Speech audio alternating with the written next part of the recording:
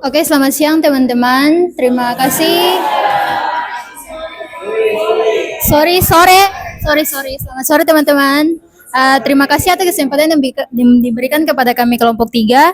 Di sini kami akan mempresentasikan tentang faktor penyebab kecacatan serta strategi dan model pembelajaran yang sesuai dengan anak tunadaksa dan kajian teoritis dari hasil observasi di SLB Karya Kasih Kota Ambon. Sebelum itu, perkenalkan nama saya Yosefina Huik. Saya Alicia. Saya Ahmad Rifai. Saya Mual. Saya Capune. Oke, baik. Untuk latar belakang, jadi untuk anak berkebutuhan khusus memerlukan layanan pendidikan yang sesuai dengan hambatan dan potensi mereka. Jadi salah satu jenisnya adalah tunadaksa, yaitu anak yang mengalami gangguan pada fungsi atau anggota gerak akibat kelainan, penyakit, atau kecelakaan. Nah, sebagai bagian dari kegiatan perkuliahan pendidikan inklusif, kami melakukan observasi di SLB Karya Kasih Ambon yang melayani berbagai anak berkebutuhan khusus. Nah, meskipun mayoritasnya peserta didik adalah tunarunggu, strategi pembelajaran yang diterapkan seperti pendekatan individu, penggunaan media visual, dan lingkungan belajar yang adaptif tetap relevan bagi anak tunadaksa. Untuk tujuannya yaitu pertama, mengetahui faktor-faktor penyebab kecacatan khususnya tunadaksa. Yang kedua, menjelaskan strategi dan model pembelajaran yang sesuai bagi anak tunadaksa. Dan yang ketiga, mengaitkan teori dengan hasil observasi di SLB Karya Kasih Ambon. Yang berikut pengertian tunadaksa. Menurut teori Manggosong tahun 2009 dalam buku Psikologi Pendidikan Anak Berkebutuhan Khusus, tunadaksa adalah anak yang mengalami gangguan fungsi tubuh atau anggota gerak akibat kelainan bentuk atau fungsi, baik sejak lahir maupun karena penyakit dan kecelakaan. Menurut teori Halahan dan Kaufman tahun 2006 dalam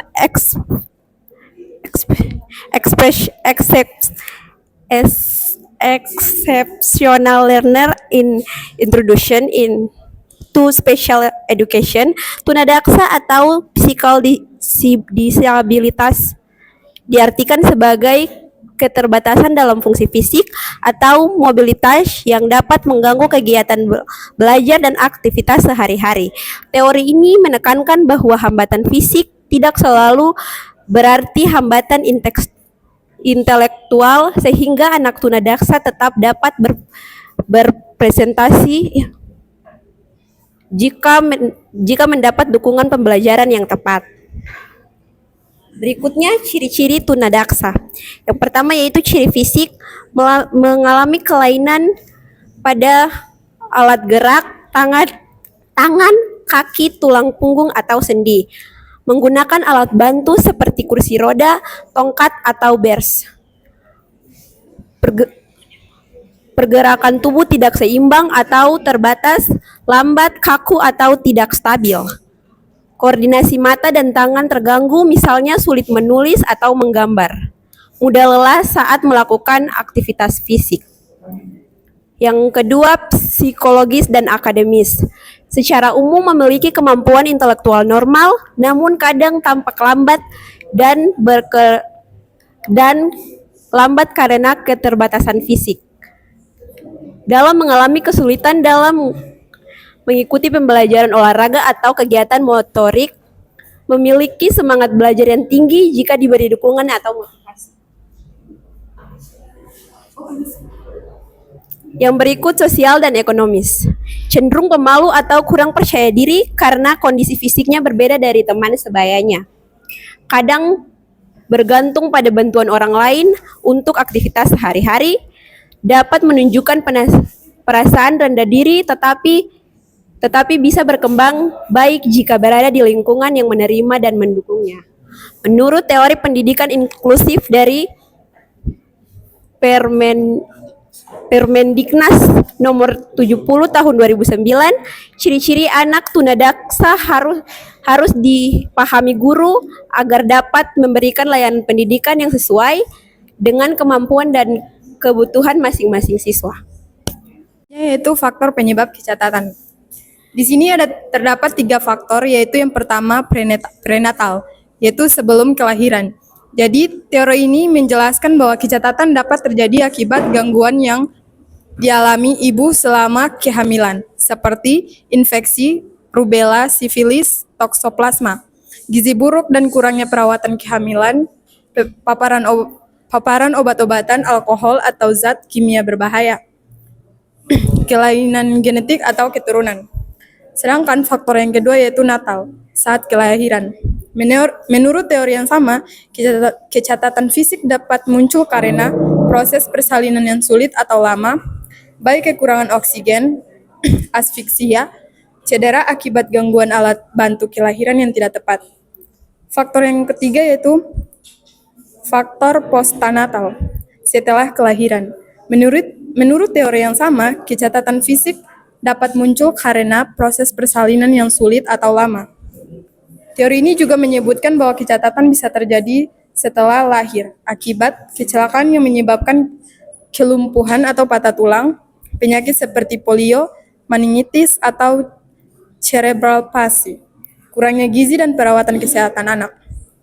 Berdasarkan teori-teori tersebut, dapat dipahami bahwa kecacatan fisik dapat timbul pada sebagai tahap kehidupan anak, baik sebelum, saat, maupun setelah kelahiran. Oleh karena itu, pencegahan dan penanganan sejak dini sangat penting dilakukan oleh keluarga, tenaga medis, dan pendidik. Baik kekurangan oksigen, asfiksia, cedera akibat penggunaan alat bantu kelahiran yang tidak tepat. Selanjutnya saya akan membahas tentang strategi dan model pembelajaran sesuai anak tunadaksa.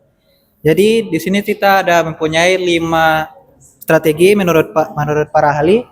Menurut teori pendidikan luar biasa yang dijelaskan oleh Friend dan Borsuk 2015, strategi pembelajaran bagi anak tunadaksa harus menekankan pendekatan yang individual dan adaptif. Hal ini karena setiap anak memiliki kondisi fisik serta kemampuan motorik yang berbeda-beda.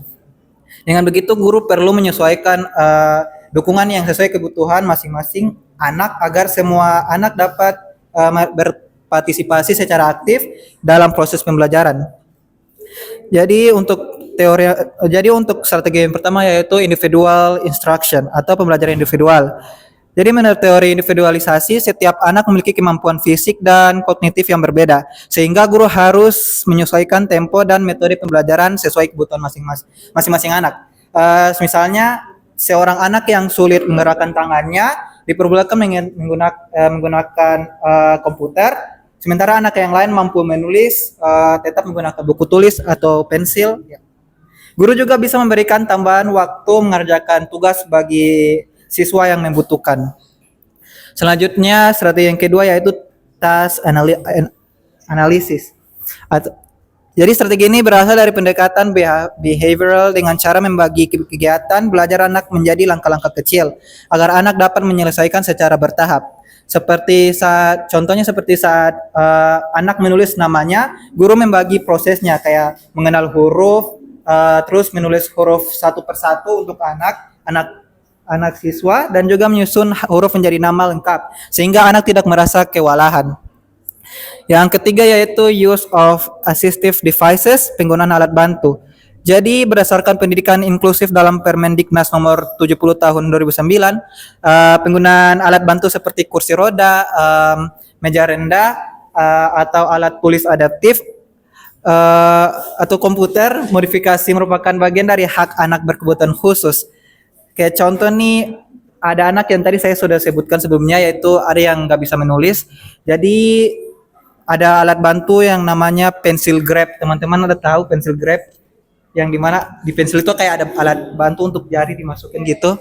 Nah, jadi jika mereka masih kesulitan dalam menulis, ya mereka bisa menggunakan komputer atau komputer dengan komputer. Selanjutnya, cooperative learning atau pembelajaran kooperatif. Dalam pembelajaran kooperatif, kegiatan belajar dibagi menjadi langkah-langkah kecil agar anak dapat menyelesaikan secara bertahap sambil berinteraksi dan belajar bersama kelompok.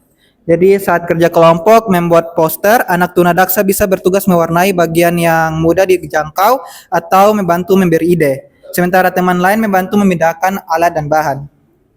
Dan yang terakhir yaitu environmental modification atau modifikasi lingkungan. Jadi strategi ini menekankan pentingnya lingkungan belajar yang ramah dan dapat diakses dengan mudah seperti dapat diakses seperti ruangan kelas yang luas untuk kursi roda atau alat bantu yang jalan untuk alat bantu jalan. Contohnya itu kayak kursi dan meja diatur agar jalur pergerakan kursi roda tidak terhalang, dan juga tangga bisa diganti dengan landai. Teman-teman tahu landai yang kayak untuk orang-orang kursi roda gitu ya. Dan juga barang-barang ditempatkan pada tinggi yang mudah dijangkau oleh anak-anak. Jadi, oke, sekian. Oke, baik, berikutnya yaitu model pembelajaran. Untuk yang pertama yaitu model demonstrasi atau demonstration model. Jadi untuk model ini guru memperagakan langkah-langkah kegiatan agar anak dapat menirukan sesuai dengan kemampuan fisiknya. Contohnya seperti sebagai seorang guru, dia itu harus dia harus memberikan contoh langsung begitu. Contohnya saat pelajaran keterampilan, itu guru memperlihatkan atau langsung memperagakan mungkin cara menggunting kertas, cara membuat adonan, atau cara menggunakan komputer. Jadi sehingga anak tunadaksa itu bisa menirukan langsung cara menggunakan gunting dan membuat adonan dan lain-lain. Jadi untuk model ini itu bisa membantu anak tunadaksa karena mereka langsung bisa melihat langsung cara memperagakannya begitu. Jadi ini sangat efektif bagi mereka yang membutuhkan contoh visual dan praktik nyata. Untuk yang kedua yaitu model direct instruction atau pembelajaran langsung. Jadi teori ini dari teori Joyce dan Weil pada tahun 2000 itu menjelaskan bahwa guru memberikan petunjuk tahap demi tahap secara eksplisit agar anak memahami prosedur dengan jelas. Jadi untuk model ini guru menjelaskan setiap langkah secara perlahan dan terstruktur. Misalnya saat mengajar menulis kata dalam bahasa Inggris, guru memandu dari cara memegang alat tulis, menulis huruf pertama hingga menyelesaikan kata. Jadi karena anak tunadaksa itu membutuhkan waktu lebih lama dan arahan yang jelas, model ini sangat membantu mereka memahami prosedur belajar tanpa merasa bingung atau terburu-buru. Untuk yang ketiga yaitu model project atau model project based learning. Jadi berdasarkan teori konstruktivisme oleh John Dewey, pembelajaran berbasis proyek mendorong anak untuk aktif membuat karya sesuai kemampuannya dan belajar melalui pengalaman nyata. Untuk model ini, siswa belajar melalui kegiatan proyek sederhana yang sesuai dengan kemampuan fisik mereka. Jadi contohnya, mereka membuat karya kerajinan tangan, menanam tanaman kecil, atau membuat poster bahasa Inggris sederhana. Jadi melalui proyek ini, anak tidak hanya belajar akademik, tetapi mereka juga melatih kerjasama, kreativitas, dan rasa percaya diri mereka. Dan model ini adalah model yang sejalan dengan teori konstruktivisme yang menekankan learning by doing, belajar dan melakukan. Untuk yang ketiga yaitu model therapeutic learning atau pembelajaran terapeutik. Jadi menurut teori integratif dalam pendidikan luar biasa, pembelajaran dapat dikombinasikan dengan terapi fisik agar anak belajar sambil melatih kemampuan motoriknya. Jadi misalnya saat menggambar, di situ anak tunadaksa juga melatih kekuatan tangan dan koordinasi otot mereka. Jadi atau saat menulis, jadi guru bisa membantu mereka memperagakan tangan agar mereka bisa terlatih secara perlahan agar mereka terbiasa. Jadi model ini hanya menggunakan materi akademik, tidak hanya mengarahkan pada materi akademik, tetapi juga membantu perkembangan motorik dan kepercayaan diri anak secara bersamaan. Oke, yang berikutnya yaitu metode pembelajaran bahasa Inggris untuk anak tunadaksa. Metode pembelajaran bahasa Inggris untuk anak tunadaksa harus berfokus pada adaptasi dan pemanfaatan potensi indera serta teknologi yang mereka miliki. Mengingat keterbatasan gerak yang mungkin dialami, tujuannya adalah memastikan akses penuh terhadap materi dan proses pembelajaran yang menyenangkan. Prinsip utama pembelajaran adaptif bagi anak tunadaksa yaitu dengan pendekatan inti yang adalah pembelajaran individual yang disesuaikan dengan kebutuhan dan kemampuan spesifik setiap anak tunadaksa. Guru perlu memahami tingkat keterbatasan fisik anak, misalnya apakah mereka dapat menggunakan tangan, menggerakkan kepala atau hanya berkomunikasi secara verbal untuk merancang strategi mengajar. Ada beberapa metode dan teknik yang efektif untuk pembelajaran anak tunadaksa, yaitu yang pertama, pemanfaatan indera dan respon fisik. Karena pergerakan fisik mungkin terbatas, metode yang meminimalkan respon fisik yang luas dan memaksimalkan indera pendengaran dan penglihatan yang sangat dianjurkan dalam pembelajaran kepada anak tunadaksa. Metode dan teknik yang kedua yaitu penggunaan media visual dan teknologi. Media visual sangat penting karena anak tunadaksa seringkali memiliki kemampuan visual yang baik, bisa berupa penggunaan gambar, kartu bergambar, slide, dan video interaktif yang sangat membantu. Materi harus berwarna, menarik, dan berukuran besar untuk memudahkan fokus visual. Adapun dengan menggunakan benda-benda nyata di sekitar anak untuk mengaitkan kosakata baru, misalnya menunjukkan kursi atau meja, dapat membuat pembelajaran lebih kontekstual dan bermakna. Adapun dengan memanfaatkan perangkat lunak komunikasi alternatif atau komputer dengan switch yang dioperasikan dengan bagian tubuh lain anak, misalnya kepala atau hembusan nafas, untuk membantu anak mengetik atau memilih jawaban sehingga mereka tetap bisa terlibat dalam tugas tertulis atau interaktif. Metode dan teknik yang ketiga yaitu strategi penguatan dan pengulangan. Pembelajaran perlu dilakukan secara bertahap dan berulang untuk memastikan materi melekat dengan pemberian bantuan tambahan, verbal, gestural, atau isyarat untuk pemodelan kepada anak untuk memberikan respon yang benar. Ini adalah dukungan sementara sampai anak dapat merespon sendiri. Adapun materi atau kosakata penting diulang-ulang secara konsisten, bisa melalui nyanyian, permainan seperti bingo, atau pengucapan berulang untuk memperkuat memori. Oke, teman-teman, jadi berikutnya kami akan mempresentasikan hasil observasi kami di SLB. Jadi ini profil sekolahnya, teman-teman bisa lihat. Untuk yang berikutnya kondisi umum sekolah. Oke, jadi di sini kondisi umum sekolah seperti yang kita lihat, SLB Karya Kasih termasuk dalam kategori sekolah luar biasa berakreditasi B, yaitu sekolah yang melayani peserta didik dengan hambatan pendengaran tunarungu. Namun sekolah ini juga bersifat inklusif terbatas karena menerima satu siswa dengan hambatan intelektual ringan, keterlambatan berpikir, yang belajar bersama siswa lainnya. Hal ini menunjukkan komitmen sekolah dalam menerapkan pendidikan inklusif dan memberikan kesempatan belajar bagi semua anak tanpa diskriminasi. Oke, baik, untuk berikutnya yaitu kurikulum dan proses pembelajaran yang terjadi di SLB Karya Kasih.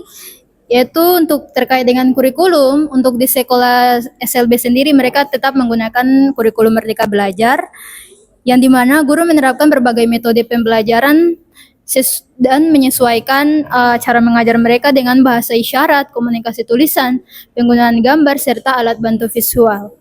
Nah, untuk pembelajarannya, setiap pembelajaran dilakukan secara bertahap dan berulang, karena sebagian besar siswa membutuhkan waktu yang lebih lama untuk memahami konsep yang diajarkan. Jadi, contohnya untuk kayak untuk hari ini mereka belajar mata pelajaran matematika atau IPA, itu mereka tidak langsung mengerti apa yang diberikan oleh guru mereka untuk pada satu hari itu. Jadi guru harus menyesuaikan karena mereka itu membutuhkan waktu 1 sampai 2 minggu atau bahkan 1 bulan agar siswa dapat mengerti pembelajaran yang diberikan oleh guru mereka.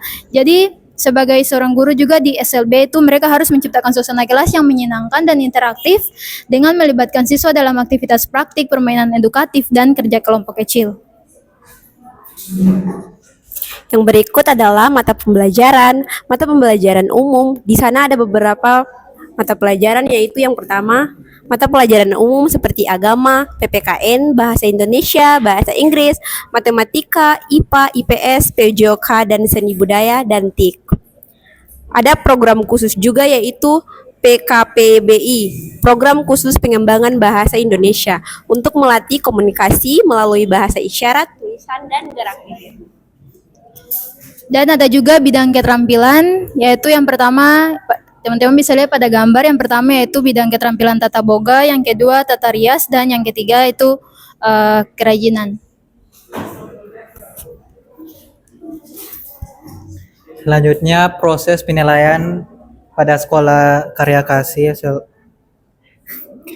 Jadi dalam proses penilaian bagi anak-anak di sekolah sana, guru lebih mengutamakan tes formatif. Jadi tes formatif itu adalah penilaian dilakukan secara terus-menerus selama kegiatan belajar berlangsung. Jadi selama kegiatan berlangsung, guru menilai perkembangan anak kayak contoh saat anak itu mulai lancar memegang alat tulis ataupun bisa mengikuti instruksi sederhana dengan lebih cepat oleh guru.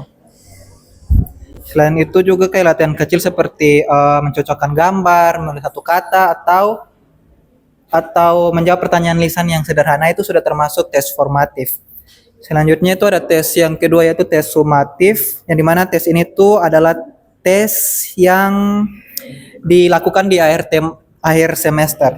Namun pada anak-anak di sana di sekolah tersebut, tes ini tidak menjadi fokus utama karena setiap anak memiliki perkembangan yang berbeda-beda. Jadi untuk relevansi dari teori tunadaksa dengan hasil observasi di SLB Karya Kasih ini, jadi walaupun hasil observasinya itu dilakukan di SLB Karya Kasih yang berfokus pada peserta didik tunarungu, namun teori-teori tentang tunadaksa tetap relevan. Jadi guru di SLB Karya Kasih menerapkan pembelajaran individual, pengulangan materi, dan penggunaan media visual. Jadi menurut teori pendidikan inklusif, pendekatan seperti ini juga efektif bagi anak tunadaksa karena keduanya itu membutuhkan adaptasi dan metode dan lingkungan belajar. Nah, selain itu, teori pendidikan vokasional menyebutkan bahwa kegiatan keterampilan seperti tata boga, tata rias, dan juga kerajinan tangan dapat meningkatkan motorik halus serta kemandirian anak. Jadi hal ini juga sangat sesuai dengan kebutuhan anak tunadaksa. Oke, baik. Yang terakhir kesimpulan. Jadi berdasarkan teori dan hasil observasi dapat disimpulkan bahwa anak tunadaksa membutuhkan strategi pembelajaran yang disesuaikan dengan kondisi fisik seperti pembelajaran individual, penggunaan alat bantu serta modifikasi lingkungan belajar. Nah, faktor penyebab kecacatan dapat berasal dari sebelum, saat, dan setelah kelahiran anak. Jadi sehingga penanganannya perlu melibatkan tenaga medis dan pendidik secara kolaboratif. Nah, untuk hasil observasi di SLB Karya Kasih memperlihatkan bahwa strategi pembelajaran yang diterapkan bagi anak tunarungu seperti pengulangan, kesabaran, dan pendekatan individual juga relevan diterapkan bagi anak tunadaksa. Dan ini merupakan dokumentasi dari hasil observasi kami di SLB.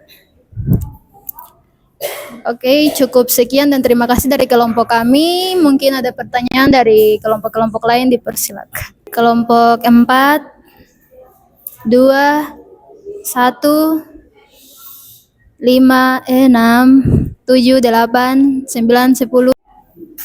Oke, perkenalkan nama saya Veronica Materai. Di sini saya mau bertanya di bagian, tolong kasih mundur slide. Terus sampai di kau punya bagian. Iya, situ. Oke. Bagaimana pembelajaran cara bacanya bagaimana? Terapeutik membantu anak melatih kemampuan monitornya.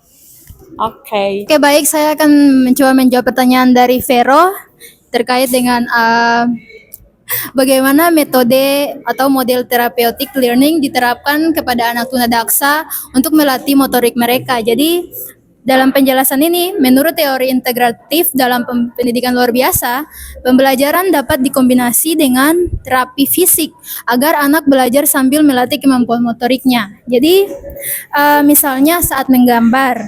Nah, anak tunadaksa juga melatih kekuatan tangan dan koordinasi otot mereka. Nah, ada pula saat menulis. Jadi kalau saat menulis itu guru mereka bisa membantu menggerakkan tangan secara perlahan agar mereka itu terbiasa. Jadi dari model ini hanya pengajaran materi akademik, bukan hanya pengajaran akademik, tetapi juga membantu perkembangan motorik dan kepercayaan diri anak secara bersamaan. Apakah saudara Vera? Oke, terima kasih. Ya, saya Priala Sekowael. Saya mau bertanya, apakah sekolah SLB di Gonzalo itu dia inclusive friendly untuk anak-anak tunadaksa? Biarpun tidak ada anak-anak tunadaksa di situ, apakah mereka bisa tetap masuk di sekolah itu dan apakah dia inclusive friendly untuk anak-anak tunadaksa? Makasih. Oke, baik. Terima kasih atas pertanyaannya dari Ella ya. Jadi untuk jawaban dari kami ya, karena apa? Pertanyaannya itu apakah anak-anak tunadaksa itu kan di sekolah yang kami observasi itu sekolah tunarungu tunawicara. Cuman apakah tunadaksa itu bisa dimasuki gitu? Jadi untuk pendapat kami itu bisa karena pada saat kami observasi itu bukan saja anak tunarungu dan tunarungu dan anak tunawicara doang, tapi di sana tuh ada satu anak yang memang karena kondisi jadi dia harus sekolah di situ. Itu anaknya kalau salah tuh disabilitas tunagrahita. Jadi di sana sebenarnya dia normal, di sana dia itu gimana ceritanya? Bicara normal, cuman proses penangkapan pemahamannya tuh lambat gitu.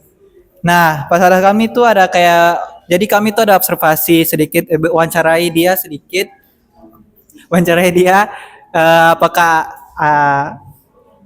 apakah adik tersebut nyaman sekolah di situ, dan pada saat itu dia menjawab sangat nyaman karena di sana tuh teman-temannya tuh sangat gimana ya? Sangat friendly meskipun dia berbeda dengan teman-teman yang lain, tapi mereka tuh kayak kayak friendly misalnya. Kayak free gitu loh, free calm gitu ya, welcome gitu pada dia. Jadi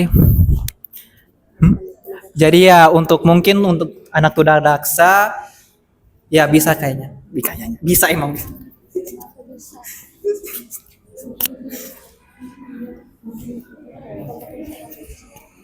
Ya,